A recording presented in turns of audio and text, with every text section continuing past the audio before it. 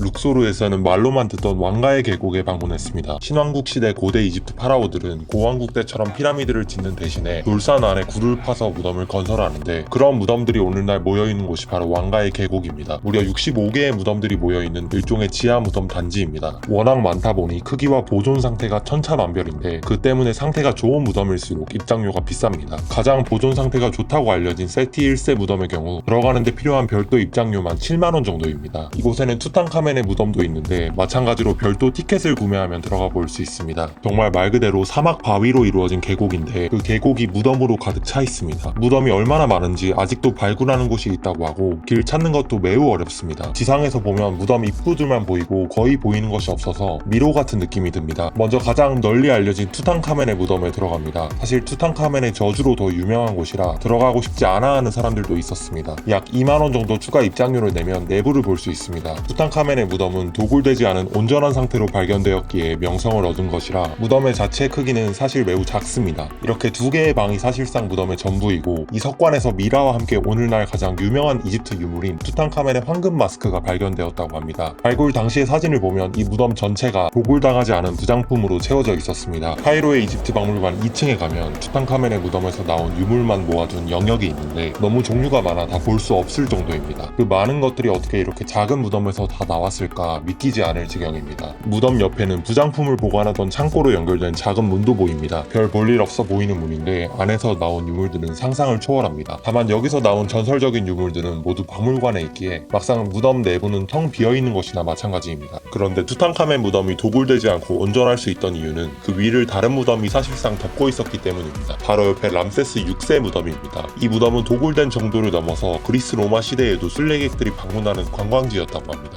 내부 공간은 일자로 쭉 뻗어 있는 것이 특징입니다. 가장 안쪽 깊은 곳에 석관이 있고 경사로를 따라 장례 문헌들이 묘사되어 있습니다. 한가운데 벽에서는 저승의 신 오시리스가 양쪽을 동시에 바라보고, 기둥에서는 파라오들이 각종 신들을 차례차례 만납니다. 마지막 방에는 부서진 석관이 놓여 있는데 동굴처럼 생긴 아주 큰 방입니다. 대지에서 일부분이 묘사된 것이라는 설명을 들었습니다. 무덤을 끝까지 보고 지상으로 걸어 올라가는데, 벽화에 그려진 모든 사람들이 전부 지하를 바라보고 있습니다. 그 반대 방향으로 걸어 올라가는 느낌이 대단히 초현실적입니다. 다음으로는 세티 1세 무덤에 들어갑니다. 왕가의 계곡에서 입장료가 가장 비싼 무덤으로 추가 입장료가 7만원이라 거의 들어가는 사람이 없습니다. 세티 1세 무덤은 우선 규모가 엄청납니다. 전체 길이가 100m에 달할 정도인데, 산속의 바위를 그렇게 깊이 뚫고 무덤을 만들었다는 사실이 도무지 믿어지지가 않습니다. 처음에는 계단을 따라 아주 깊은 곳까지 내려갑니다. 바닥이 깊은 갱도가 하나 등장하는데 가짜 매장실입니다. 지금이야 관광객용 다리가 생겨서 이렇게 건너갈 수 있지만, 도굴꾼의 입장에서는 이 갱도 하부가 매장실처럼 보이기 때문입니다. 4개의 기둥이 있는 일명 기둥의 방입니다. 기둥에는 2명씩 그림이 그려진 것이 보이는데, 파라오 세티 본인이 신들을 한 명씩 차례로 만나는 모습입니다. 천장에는 별들이 빛나고 있고, 벽면에는 관문의 서라는 사후 3개의 안내서가 그려져 있습니다. 다음 방에서는 아주 흥미로운 것을 볼 수 있습니다. 스케치만 완료된 미완성 벽화입니다. 채색되기 전에 밑그림만 남은 벽화라서 매우 색다른 느낌입니다. 붉은 선으로 스케치를 하고 검정색으로 최종선을 그렸습니다. 무덤에서 오직 이 방만 벽화 스케치로만 이루어져 있습니다. 정말 방금 전에 그린 것처럼 또렷한데, 수천 년 전의 것이라는 것이 놀라울 따름입니다.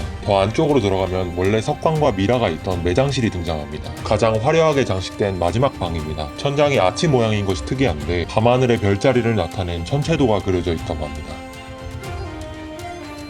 여기까지 보았다면 왕가의 계곡에서 추가금을 내야 하는 무덤은 모두 본 것입니다. 다만 기본 입장권에 포함된 무료 무덤도 있습니다. 람세스 9세의 무덤입니다. 입구 부분은 벽화가 흐릿한데 아래로 내려갈수록 주위가 점점 선명해지는 것이 재밌습니다. 다만 무덤은 급하게 완성되는 바람에 이처럼 미완성인 부분들이 남았습니다. 앞서 본 무덤과 마찬가지로 석관이 있던 구덩이가 있고, 천장이 아치형으로 되어 있습니다. 어렴풋이 보이지만 천장에 하늘과 별의 여신 누트가 그려진 가운데, 정면의 벽에는 람세스가 배를 타고 신들과 내세를 유영하고 있습니다. 왕가의 계곡은 엄청나게 커서 사실 전부 보는 것이 불가능합니다. 외곽에 있는 무덤도 들어가 볼 수 있습니다. 투드모세 4세의 무덤인데 개방되어 있기는 하나 조금 섬뜩할 정도로 주위에 사람이 아무도 없습니다. 아주 엄숙한 분위기가 드는 배경입니다. 투드모세 4세는 갑작스럽게 사망한 것으로 추정되는데, 그 때문에 이 무덤은 거의 대부분이 미완성입니다. 이집트 파라오들은 생전에 본인의 무덤을 축조했기 때문입니다.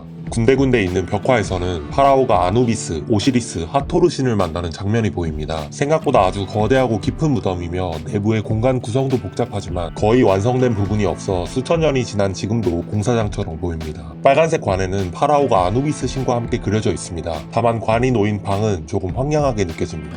미완성 무덤은 생각보다 많습니다. 메렌프타의 무덤도 마찬가지인데 왕가의 계곡에서 두 번째로 큰 무덤이지만 마지막 방은 미완성 상태로 봉인되어서 분위기가 마치 지하철 승강장과 비슷합니다. 이외에도 십타의 무덤, 람세스 1세의 무덤, 람세스 4세의 무덤 등 정말 많은 무덤에 들어갈 수 있습니다. 사실상 시간만 있다면 하루 종일 무덤만 볼 수도 있는 장소입니다. 왕가의 계곡 근처에는 왕비의 계곡이 있는데 이집트에서 가장 입장료가 비싼 무덤은 사실 여기 위치합니다. 람세스 2세의 아내인 네페르타리의 무덤입니다. 10분을 관람하는데 한국 돈으로 약 7만원 정도라서 1초당 100원을 지불하는 꼴입니다. 왕비의 계곡의 다른 무덤들은 파괴 정도가 심하거나 미완성되어 있기도 한데 이 네페르타리의 무덤만큼은 정말 말도 안 될 정도로 잘 보존되어 있는 것이 특징입니다. 채색이 앞서 본 무덤과는 다르게 비현실적으로 선명합니다. 이집트 무덤 벽화의 흥미로운 점이라고 한다면은 무덤에 묻힌 본인이 벽화에 계속해서 등장한다는 점입니다. 여기서도 흰색 옷을 입은 네페르타리 본인이 여러 신들을 차례차례 만나고 있습니다. 각종 신들이 네페르타리를 환영하고 천장에는 별이 한가득 빛나는 가운데 석관이 있었다고 하는 가장 큰 방으로 내려갑니다. 큰 방에는 여러 기둥이 있는데 사실 실제로 세운 기둥이라기보다는 땅속을 이런 모양으로 파낸 것입니다.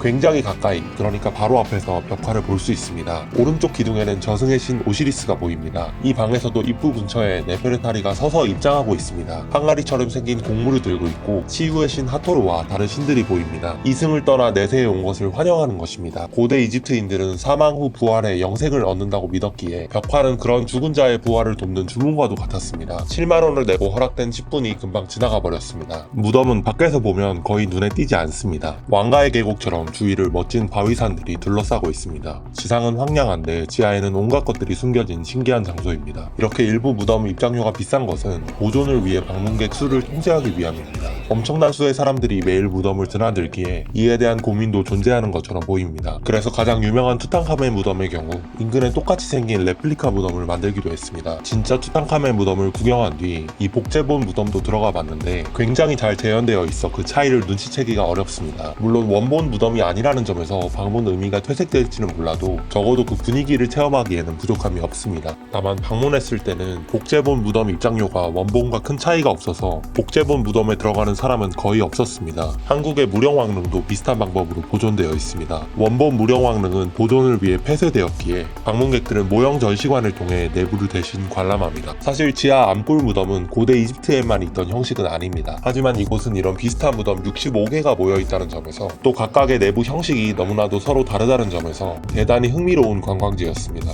룩소르 여행이었습니다.